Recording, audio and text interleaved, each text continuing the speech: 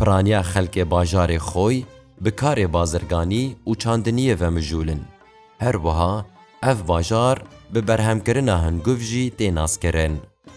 باجار خوی به چاندنا طوفن گلبروجان لسر آستا ایران پر نافداره. هر وها لوی باجاری دارن فیکی، میناسیف، مشمش و هر وکیدن تینه چاندن.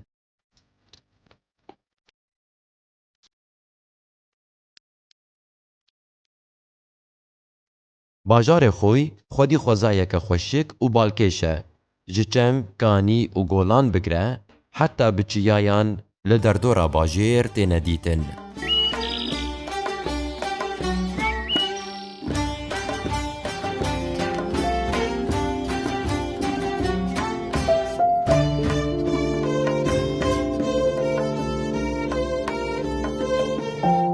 خلک باجار خوی به هستین ولات پاریزی نافدارن.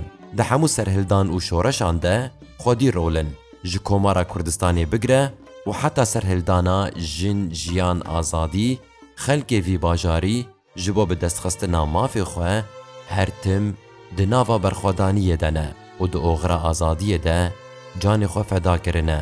Lewre ev bajar bi bajarê berxwedanê tê naskirin.